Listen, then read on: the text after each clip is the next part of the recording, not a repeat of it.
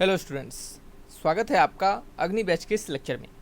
आज की इस वीडियो में हम बात करेंगे कोस्ट गार्ड नाविक जीडी के लिए स्टेज 1 सेक्शन 2 फिजिक्स के चैप्टर काइनेमेटिक्स को।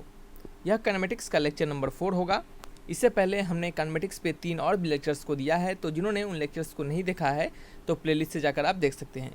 बच्चे, आपको हम हमेशा बोलते हैं कि प्लीज़ क्वेश्चंस जो हम आपको दे रहे हैं वो हम आपको इंग्लिश में दे रहे हैं। हिंदी में टाइप करने के लिए हमारे पास बच्चे कोई ऐसे आदमी भी नहीं है, कोई साधन नहीं है, और हम खुद से टाइप हिंदी में नहीं कर पाते हैं क्योंकि हमें प्रॉब्लम भी होता है, और दूसरा है कि हमारे पास बच्चे ज़्यादा समय भी नहीं रहता है। सो आपको हम हमेशा बोलेंगे कि थोड़ा सा इस बात को मैनेज करके चलिए। जो भी हम क्वेश्चंस है यहाँ पे उसको हम हिंदी में ही समझाते हैं, उसको हम हिंदी में ही बताते चलते हैं, तो शायद आपको वहाँ से प्रॉब्लम अब नहीं होने चाहिए। तो आपको हम बोलेंगे कि इसके लिए सॉरी बोलना चाहेंगे, और आपको यह भी बोलेंगे कि जो जैसे जैसे बताया जा रहा है वैसे आप उसको फॉलो करते चलिए, वैसे आप सीखते चलिए। डेफिनेट तौर पे आपके प्रिपरेशन जो होंगे वो एक अच्छे लेवल तक के हो जाएंगे। ठीक है, तो चलिए स्टार्ट करते हैं इस वीडियो लेक्चर्स को। और वीडियो में बढ़ने से पहले आपसे रिक्वेस्ट रहेगा बच्चे कि प्लीज़ ज़्यादा से ज़्यादा आप हमें सपोर्ट करें, ताकि आपके लिए हम और भी अच्छे से कंटेंट और रेगुलर बेहतरीन कंटेंट आपके लिए हम प्रोवाइड करवा सके। ठीक है, तो प्लीज़ ज़्यादा से ज़्यादा आप हमें सपोर्ट करें, आपकी सपोर्ट की ज़रूरत है। तो चलिए क्वेश्चन नंबर 1 की ओर बढ़ते हैं। पहला क्वेश्चन है, यहाँ पे आप देख सकते हैं, यहाँ पे लिखा गया है a particle experiences constant acceleration for 20 second after starting from rest. एक पार्टिकल है जो कि रेस्ट से स्टार्ट कर रहा है और कुछ कांस्टेंट एक्सेलरेशन क्या कर रहा है, एक्सपीरियंस कर रहा है, यानी अनुभव कर रहा है 20 सेकेंड तक। कितने समय तक? 20 सेकेंड तक।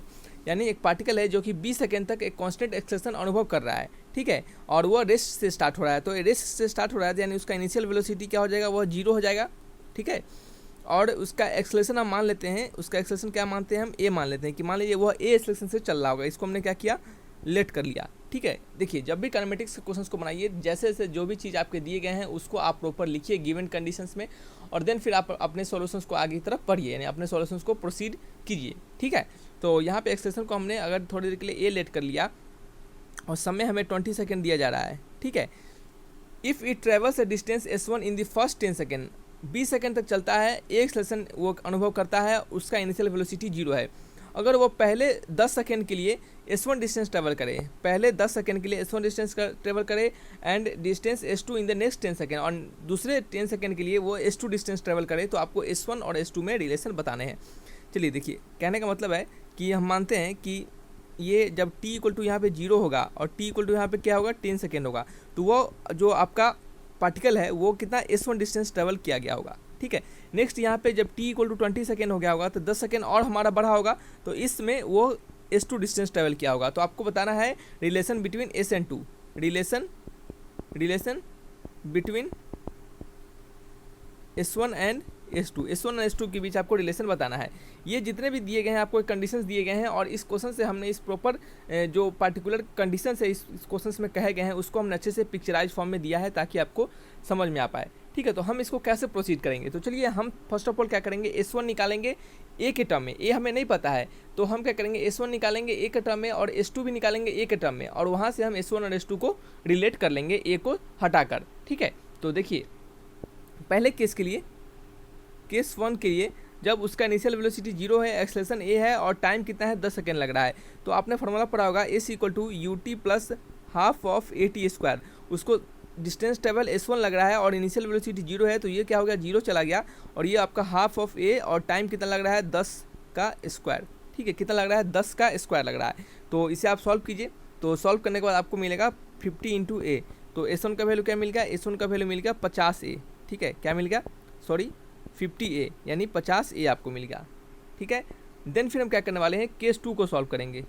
केस 2 को सॉल्व करेंगे, देखिए केस 2 में आप क्या कीजिए, यहाँ पे आप यहाँ के वेलोसिटी निकालिए और आपका यहाँ का वेलोसिटी आपको निकालिए। ठीक है, या फिर कह सकते हैं आप यहाँ पे अगर आप s1 s equal to u t plus half of a t square लगाइएगा अगर इस नेक्स्ट 10 सेकेंड के लिए, तो यहाँ का वेलोसिटी आपको जानना जरूरी होगा। क्यों, क्योंकि जब वो ऑब्जेक्ट आपका वो जो पार्टिकल है जब आपका इस समय पे यानी t इक्वल टू 10 सेकेंड पे रहेगा, तो उस समय तो उसके पास कुछ तो वेलोसिटी आ ही गया होगा, तभी तो वो उस वेलोसिटी से अगले 10 सेकेंड को ट्रैवल किया होगा और कुछ एक्सेलरेशन से ट्रैवल किया होगा।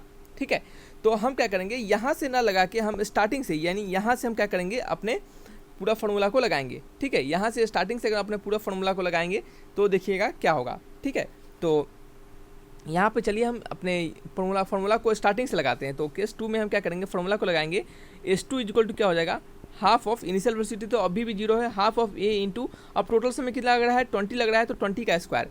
तो क्या हम यहाँ से अगर हम इसको लेते हैं यहाँ तक, तो हम ये फॉर्मूला इसको लिख सकते हैं, क्या हमारा S2 यह होगा? नहीं, ये S2 कहने का मतलब है कि अगर हम इसको इतना लिख के छोड़ दें तो हमारा ये पूरा हो जाएगा, S1 प्लस S2 हो जाएगा, ये ना कि ये सीधे S2 होगा।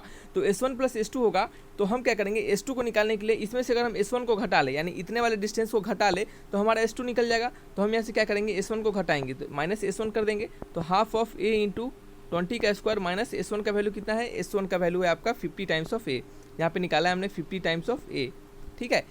और इसको क्या करेंगे, अब इसे हम सॉल्व करेंगे, तो इसको सॉल्व करने के बाद कितना मिलेगा वैल्यू, हमें 150 ए मिलेगा, कितना 150 ए, ठीक है। तो हमें S2 का वैल्यू मिल चुका है 150 ए। हमने S2 कैसे निकाला, आप S2 को यहाँ से भी लिख के निकाल सकते थे, यहाँ के कुछ वेलोसिटी फाइंड कर लीजिए, इनिशियल वेलोसिटी, और S equal to u t plus half of a t square लगाइए, वहाँ से आपको सीधे S2 मिल जाएगा। लेकिन आपको जब भी इस तरह से दिया जाए, बीच में कुछ 10 सेकंड, बीच के कुछ 5 सेकंड निकालने के लिए कहा जाए, तो आप क्या कीजिए, स्टार्टिंग से इसको अगर रिलेट कीजिएगा ना, तो आपको क्या होगा, आसानी होगा। जैसे हमने इसको स्टार्टिंग से रिलेट कर दिया, तो यहाँ पे भी S2 के लिए अगर हम बात करें, तो इनिशियल वेलोसिटी अगर यहाँ से लेते हैं, तो इनिशियल वेलोसिटी यहाँ पे 0 है, एक्सेलरेशन ए है हमारा, ठीक है, एक्सेलरेशन हमारा क्या है, ए है, और आपका टाइम कितना लग रहा है यहाँ तक पहुँचने में, 20 सेकंड लग रहा है। तो यहाँ से अगर हम लेंगे तो हमें S1 plus S2 distance cover करना पड़ेगा, यानी ये जो S का वैल्यू हो जाएगा ये S1 प्लस S2 हो जाएगा, और हमें सिर्फ S2 निकालना है। तो S1 plus S2 is equal to half of a into 20 का स्क्वायर हो जाएगा। तो S2 का वैल्यू क्या हो जाएगा, हाफ ऑफ ए इंटू 20 का स्क्वायर माइनस S1, ठीक है। तो ये क्या होता है, एक प्रॉपर तरीका होता है, इससे क्या होता है, आपका समय बचता है, ठीक है। तो चलिए हम देख लेते हैं यहाँ पे कैसे हम क्या करने वाले हैं। अब S1 का वैल्यू 50 है और S2 का वैल्यू 150 ए हो गया, ठीक है। तो अब देखेंगे कि इसके बीच रिलेशन क्या है। तो आप देखिएगा S2 इक्वल टू क्या होगा, S2 इक्वल टू आपको देख सकते हैं कि यहाँ पे 50 ए है, तो 3 इंटू 50 इंटू ए, इसको ऐसा लिख सकते हैं S2 को। तो 3 इंटू 50 ए का वैल्यू S1 है, तो S2 का वैल्यू कितना हो गया, 3 टाइम्स ऑफ S1। S2 का वैल्यू कितना हो गया, 3 टाइम्स ऑफ S1, यानी ऑप्शन नंबर कौन सा है, S2 का वैल्यू 3 टाइम्स ऑफ S1, यानी option number c is the correct answer, ठीक है। तो देख सकते हैं कि ये एक अच्छे लेवल का और बेहतरीन लेवल का कंसेप्ट है, क्वेश्चन है। इससे हमने आपको देख सकते हैं कितने सारे क्वेश्चंस को यहाँ पे कंसेप्ट को सिखाया है। एक कंसेप्ट हमने यहाँ पे दिया, दूसरा कंसेप्ट हमने यहाँ पे दिया कि अगर आपसे डायरेक्टली यह क्वेश्चंस दे दिया जाता है तो आप वहाँ पे क्या करते हैं। तो हमारे द्वारा जो भी क्वेश्चंस आपको प्रोवाइड करवाया जाता है, तो ध्यानपूर्वक सुनिएगा, उनसे आपको स्टेप्स वाइज आपके एग्जामिनेशन में हम अगर 4 स्टेप्स बताते हैं आपको, तो हो सकता है कि एक स्टेप्स या फिर 2 स्टेप्स से रिलेटेड आपको एग्जामिनेशन में क्वेश्चंस पूछ दे, ठीक है। आमतौर पर हमेशा यही देखा गया है कि आपके जितने हम बड़े बड़े क्वेश्चंस करवाते हैं, उनके बीच से भी कंसेप्ट आपके क्वेश्चंस पूछ दिए जाते हैं, ठीक है। सो जैसे जैसे कंसेप्ट देखा जाता है, सिखाया जाता है आपको, वैसे वैसे आप उसको सीखते चलिए, ठीक है। और जो भी बुक्स हैं आपके पास, उसको फॉलो कीजिए, उसको बनाइए, ठीक है। नेक्स्ट क्वेश्चन है आपका क्वेश्चन नंबर 2। इसमें कहा जा रहा है कि the distance travel by a particle starting from rest and moving with acceleration 4/3 metre per second square in the 3rd second, ठीक है। कहा जा रहा है कि एक पार्टिकल है जो कि रेस्ट से स्टार्ट कर रहा है और उसका एक्सेलरेशन कितना है 4/3, यानी u इक्वल टू 0 है और एक्सेलरेशन कितना है 4/3 मीटर पर सेकेंड स्क्वायर। तो कहा जा रहा है कि इन 3rd सेकेंड, यानी तीसरे सेकेंड में वो कितना डिस्टेंस ट्रेवल करेगा। तो याद रखिएगा, हमने आपको distance travel in nth second का फॉर्मूला बताया है।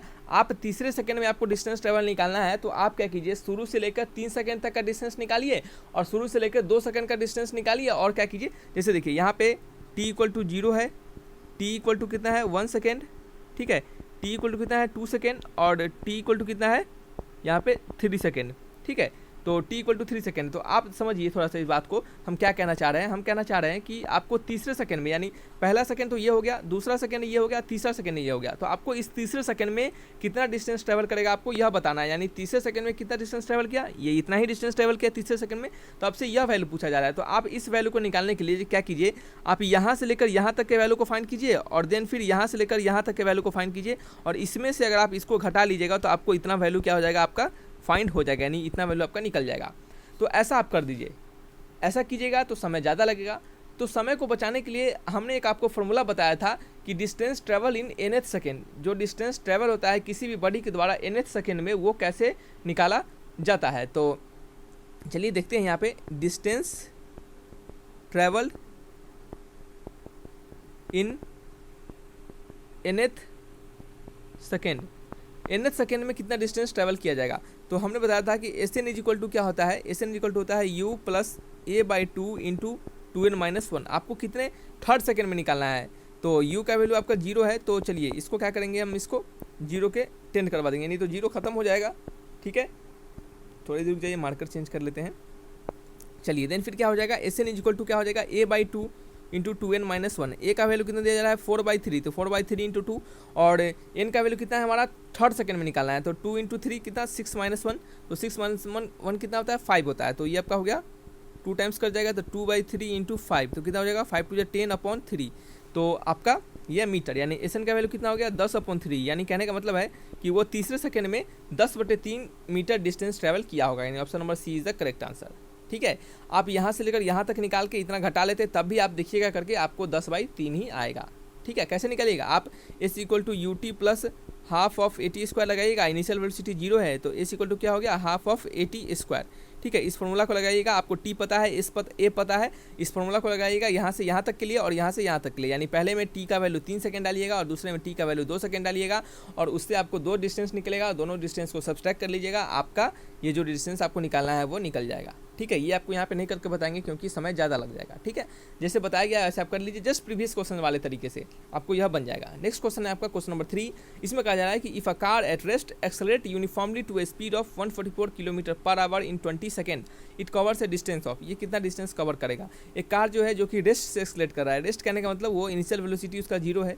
ठीक है, और यूनिफॉर्मली स्पीड यानी यूनिफॉर्म स्पीड यानी v इक्वल टू कितना दिया जा रहा है 144 किलोमीटर पर आवर से क्या कर रहा है वो t इक्वल टू 20 सेकेंड तक क्या कर रहा है मूव कर रहा है, तो कहा जा रहा है कि वो डिस्टेंस कितना ट्रैवल करेगा, वो डिस्टेंस कितना ट्रैवल करेगा। ठीक है, हम कैसे फाइंड करेंगे, तो सबसे पहले 144 किलोमीटर पर आवर को आपको मीटर पर सेकंड में कन्वर्ट करना पड़ेगा, तो क्या कीजिए 144 गुने 5/18 कर दीजिए, क्या कर दीजिए 5/18 कर दीजिए, तो ये आपका कितना आ जाएगा 40 मीटर पर सेकेंड, कितना आ जाएगा 40 मीटर पर सेकेंड आ जाएगा। ठीक है, ठीक है, तो आपको कितना मिल गया 40 मीटर पर सेकेंड आपको स्पीड मिल गया है, टी इक्वल टू 20 सेकेंड दिया गया है, टी इक्वल टू कितना दिया गया है 20 सेकेंड दिया गया है, तो आपको क्या निकालना है, आपको निकालना है इट कवर डिस्टेंस, वो कितना डिस्टेंस कवर करेगा। ठीक है, तो हम क्या करेंगे, हम आपको यहाँ पर फॉर्मूला लगाएंगे v equal to u plus a t. ठीक है, यहाँ से हम क्या करेंगे इसके एक्सेलरेशन को फाइंड करेंगे, क्या करेंगे इसके एक्सेलरेशन को फाइंड करेंगे और देन फिर हम इसका डिस्टेंस निकालने का प्रयास करेंगे। आप अगर इसके एक्सेलरेशन को नहीं निकालिएगा तो आप देखिएगा कोई भी फार्मूला न्यूटन्स के जो आपके इकोनॉमेटिक्स में 3 फार्मूला आपने जो पढ़ा होगा उस फार्मूला को लगाइएगा, वो फार्मूला आपको दिखेगा, एक भी फार्मूला आपको वहाँ पे काम नहीं आएगा जब तक आप एक्सेलरेशन को फाइंड नहीं कर पाते हैं। तो सबसे पहले आपको एक्सेलरेशन को फाइंड करना पड़ेगा और देन फिर इस एक्सेलरेशन का यूज करना पड़ेगा डिस्टेंस निकालने के लिए। तो u का वैल्यू इनिशियल वेलोसिटी 0 है, तो v का वैल्यू कितना है, v का वैल्यू 40 है, तो a का वैल्यू a रखने देंगे और t का वैल्यू कितना दिया गया है 20 सेकेंड, तो a का वैल्यू यहाँ से क्या निकल गया 40/20, तो ये कितना हो गया आपका a का value 2 metre per second square, कितना 2 मीटर पर सेकेंड स्क्वायर, ये आपका एक्सेलरेशन निकल गया। हमें क्या निकालना है, हमें डिस्टेंस कवर निकालना है, हमें डिस्टेंस कवर्ड निकालना है। तो डिस्टेंस कवर्ड कैसे निकालेंगे, यहाँ पे लिख देते हैं क्वेश्चन नंबर 3 का है। ठीक है, इससे क्या होगा आपको पीडीएफ बनाते समय आपको ज़्यादा हमें परेशानी नहीं होगी, वैसे क्या होता है दिक्कत हो जाता है। ठीक है, ये क्वेश्चन नंबर 2 का है, यहाँ पे क्या है ये क्वेश्चन नंबर मार्कर चेंज करके लिख देते हैं, यहाँ पे क्वेश्चन नंबर 1 का है। ठीक है, चलिए तो यहाँ पे हम क्या कर रहे थे डिस्टेंस कवर निकाल रहे थे। Distance cover s equal to क्या होता है u t plus half of a t square, initial velocity 0 है तो ये तो 0 हो गया, एस इक्वल टू क्या हो गया half of a t square, तो हाफ ऑफ ए का वैल्यू 2 है और टी का वैल्यू यहाँ पे क्या दिया गया था, टी का वैल्यू दिया गया था 20 सेकेंड यानी 20 का स्क्वायर, तो 2 से 2 कट गया, 20 का स्क्वायर यानी 4, उस पर 00 यानी क्या हो गया 400 मीटर, क्या हो गया 400 मीटर, यानी ऑप्शन मैच करेंगे। ऑप्शन नंबर कौन सा है, option number c is the correct answer. ठीक है, तो देख सकते हैं कितना सिंपल क्वेश्चन था, पहले आपको यहाँ से एक्सेलरेशन निकालना था और देन फिर आपको यहाँ से एक्सेलरेशन का यूज करके डिस्टेंस को फाइंड करना था। नेक्स्ट क्वेश्चन है क्वेश्चन नंबर 4, इसमें कहा जा रहा है कि displacement x of A particle along a straight line at A time T is given by, किसी पार्टिकल के द्वारा जो डिस्प्लेसमेंट एक्स कवर किया जाता है किसी टाइम टी में वो आपको दिया जा रहा है रिलेशन में। ठीक है, तो कहा जा रहा है कि एक्सेलरेशन ऑफ द पार्टिकल, उस पार्टिकल का एक्सेलरेशन क्या होगा। तो जब हमें x equal to a not plus a1 into t upon 2 plus a2 upon 3 into t का स्क्वायर ये आपको दिया जा रहा है, तो एक्सेलरेशन कैसे निकालेंगे इसका हम, तो हमने आपको बताया एक्सेलरेशन को निकालने पहले जैसे एक्सेलरेशन को निकालने का तरीका होता है dv अपॉन dt यानी change in velocity upon time, यानी वेलोसिटी को अगर टाइम के साथ क्या करना है वेलोसिटी का डिफ्रेंशिएशन करना है, वेलोसिटी को डिफ्रेंशिएट करना है समय के साथ यानी टी के रिस्पेक्ट में। ठीक है, तो सबसे पहले तो v हमें निकालना पड़ेगा तभी तो हम उसको टी के रिस्पेक्ट में डिफ्रेंशिएट कर पाएंगे। तो v इक्वल टू क्या पढ़ा हमने dx अपॉन dt। ठीक है, यानी डिस्प्लेसमेंट का या फिर डिस्टेंस का डिफ्रेंशिएशन टाइम के साथ। तो डिस्टेंस का रिलेशन आपको टाइम के साथ दिया गया है, तो उसको क्या करेंगे, डिफ्रेंशिएट कर देंगे तो हमें v मिल जाएगा। तो v का वैल्यू यहाँ से निकालेंगे। ए नॉट क्या है, कांस्टेंट है, तो कांस्टेंट का डिफ्रेंशिएशन 0 होता है, तो यहाँ पे ये 0 हो जाएगा और ये क्या हो जाएगा, ये आपका t का 1 हो जाएगा, तो a1/2 हो जाएगा, प्लस क्या हो जाएगा, ये आपका हो जाएगा 2a2/3 इंटू टी। ठीक है, ये आपका v निकल गया। ये क्या निकल गया, हमें v निकल गया। जब हमें v फाइंड हो चुका है तो हमें क्या निकालना है, हमें निकालना है a इक्वल टू होता है dv/dt। तो v को क्या करेंगे, t के रिस्पेक्ट में डिफरेंशिएट कर देंगे, तो ये कांस्टेंट है, कांस्टेंट का डिफरेंशिएशन 0 होता है, तो ये 0 हो गया, और t का 1 होता है, तो 2 इंटू a2/3 हो गया। तो एक्सेशन का वैल्यू क्या हो गया, 2a2/3 क्या हो गया, 2a2/3। Option number b is the correct answer. ठीक है, नेक्स्ट क्वेश्चन है आपका क्वेश्चन नंबर 5। इसमें क्या कहा जा रहा है, इसमें कहा जा रहा है कि डिपेंडेंट क्या कर रहा है कि the dependence of velocity of body with time is given by the equation v equal to 20 plus 0.1 t²। कहा जा रहा है कि किसी बॉडी का वेलोसिटी और टाइम के साथ डिपेंडेंसी दिया गया है, यानी किसी बॉडी का वेलोसिटी और टाइम के बीच रिलेशन दिया गया है। ठीक है, तो वो रिलेशन है आपका v equal to 20 plus 0.1 into t²। तो कहा जा रहा है कि the body is in, body किस में है, यूनिफॉर्म रिटार्डेशन में है, यूनिफॉर्म एक्सलेशन में है, नॉन यूनिफॉर्म एक्सलेशन में है, और जीरो एक्सलेशन में है। ठीक है, तो चलिए चेक करते हैं। एक्सलेशन निकालने का तरीका होता है वेलोसिटी का डिफरेंशिएशन टाइम के रिस्पेक्ट में। तो वेलोसिटी का रिलेशन टाइम के रिस्पेक्ट में हमें दिया गया है, तो सिंपली इसको डिफरेंशिएट कर लेंगे, तो ये तो 0 हो जाएगा, और ये क्या हो जाएगा 0.1 इंटू 2 इंटू टी। ये कितना हो जाएगा आपका, ये 0 नीचे आ जाएगा, और ये 2 5 10, तो क्या हो गया t/5, क्या हो गया t/5 हो गया। तो a इक्वल टू क्या मिला, a इक्वल टू मिल गया हमें t/5, a इक्वल टू क्या मिल गया हमें t/5 मिल गया।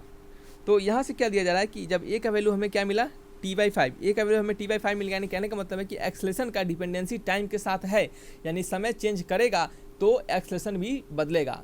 समय अगर t इक्वल टू 1 डालेंगे तो एक्सलेशन हमारा 1/5 हो जाएगा, अगर t इक्वल टू 2 सेकेंड हो जाएगा तो एक्सलेशन हमारा 2/5 हो जाएगा।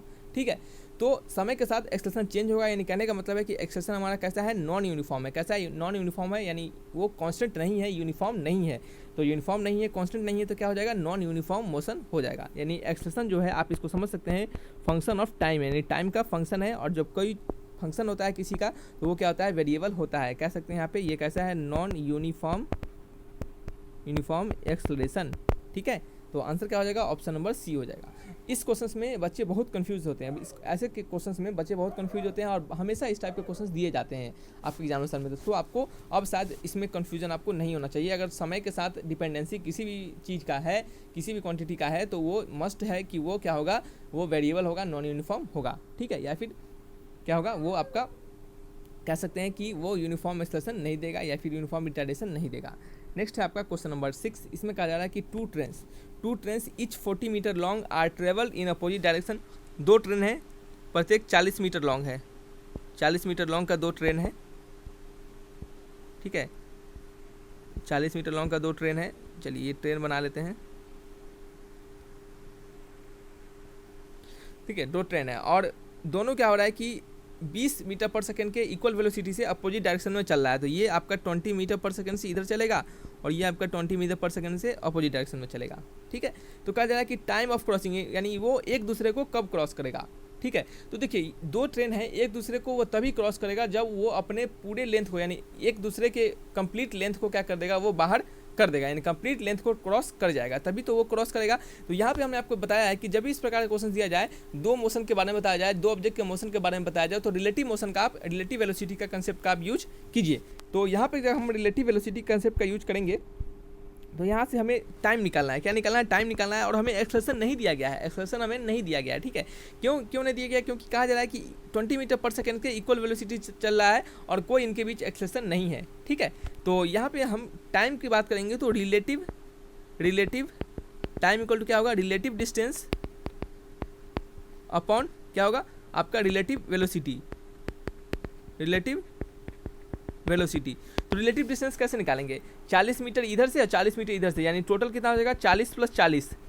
जब तक वो दोनों आपस के कंप्लीट ट्रेन के डिस्टेंस को कवर नहीं कर पाएंगे तब तक क्या होगा, उनका क्रॉसिंग नहीं होगा। ठीक है, चलिए नेक्स्ट है आपका रिलेटिव वेलोसिटी कैसे होगा, एक का वेलोसिटी 20 मीटर पर सेकंड से ये मान लेते हैं 1 ट्रेन है 2 ट्रेन है, तो velocity of 1 with respect to 2 करते हैं अगर, तो velocity of 1 minus velocity of 2।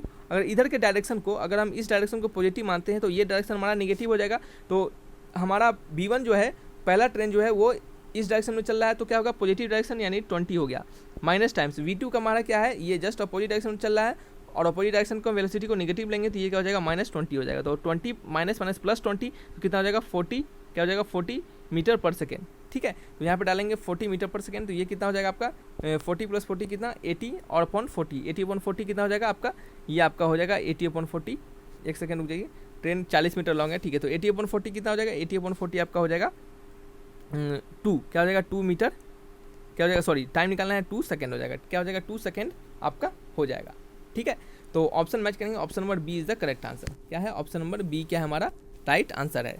ठीक है, तो देख सकते हैं यहाँ पे कैसे रिलेटिव वेलोसिटी कंसेप्ट का यूज किया गया है। बिल्कुल कम समय में हमने इस क्वेश्चन को बनाया रिलेटिव वेलोसिटी का कंसेप्ट को यूज करके। हमेशा जब भी दो ऑब्जेक्ट और दो थिंग्स के बीच रिलेशन, कुछ वेलोसिटी एक्सप्रेशन दिया जाए और वहाँ से कुछ आपसे पूछा जाए, ठीक है, जैसे टाइम ऑफ क्रॉसिंग पूछ दिया जाए, वो कब एक दूसरे को क्रॉस करेंगे, या फिर इससे पिछले क्वेश्चंस में भी हमने आपको दिया था रिलेटिव वेलोसिटी के कंसेप्ट पे क्वेश्चंस, तो आपको उस कंडीशन में दो ऑब्जेक्ट के बीच रिलेशन दिया जाए, उनके वेलोसिटी एक्सप्रेशन दिया जाए, तो उस कंडीशन में आपको रिलेटिव वेलोसिटी का कंसेप्ट का उपयोग करना होता है, यानी रिलेटिव वेलोसिटी का कंसेप्ट आपको लगाना होता है। इससे क्या होता है, आपका समय बचता है। नेक्स्ट क्वेश्चन है क्वेश्चन नंबर 7। इसमें कहा जा रहा है कि a body is throwing upward and reaches half of its maximum height at that position. अगर बॉडी को हम अपवर्ड थ्रो करते हैं और वो अपने मैक्सिमम हाइट के, मान लेते हैं ये उसका एच मैक्स है और इसके हाफ पे वो पहुंचता है, तब क्या होगा, तब उसका एक्सेलरेशन मिनिमम होगा, वेलोसिटी मैक्सिमम होगा। सबसे पहले तो एक्सेलरेशन उसका मिनिमम मैक्सिमम तो हो ही नहीं सकता, ठीक है, क्योंकि एक्सेलरेशन तो फ्री फॉल के दौरान यानी मोशन अंडर ग्रेविटी के दौरान क्या होते हैं, एक्सेलरेशन हमेशा जी लिया जाता है। तो क्या होगा हमारा, इस वेलोसिटी 0, उसका वेलोसिटी 0 हो जाएगा, वेलोसिटी मैक्सिमम हो जाएगा, या फिर इस एक्सेलरेशन इज कांस्टेंट। सही बात है, इसका एक्सेलरेशन हमेशा कांस्टेंट होगा, जो कि किसके बराबर होगा, जी होगा, यानी वो कितने 9.8 मीटर पर सेकेंड स्क्वायर के बराबर होगा। ठीक है, अगर वो वहाँ पे एयर रेसिस्टेंस अगर नहीं लग रहा हो तब। ठीक है, चलिए नेक्स्ट क्वेश्चन है आपका क्वेश्चन नंबर 8। इसमें कहा जा रहा है कि velocity time curve of a body projected vertically upward is. किसी बॉडी को अपवर्ड यानी ऊपर की तरफ वर्टिकली प्रोजेक्ट किया जाता है तो उसका वेलोसिटी टाइम कर्व कैसा होगा। ठीक है, अपवर्ड प्रोजेक्ट किया जाता है तो उसका वेलोसिटी टाइम कर्व कैसा होगा। ठीक है, तो इस प्रकार क्वेश्चन हमने आपको शायद बताए हुए हैं, अब शायद हमें लगता है कि आपको प्रॉब्लम नहीं होना चाहिए। ठीक है, तो आपको पता है कि जब यहाँ से इनिशियली कुछ फेंकेंगे तो इनिशियली इसके बाद कुछ वेलोसिटी v होगा, और जैसे ही वो ऊपर जाएगा तो उसके बाद वेलोसिटी कितना हो जाएगा, 0 हो जाएगा। वेलोसिटी कैसा हो जाएगा, 0 हो जाएगा।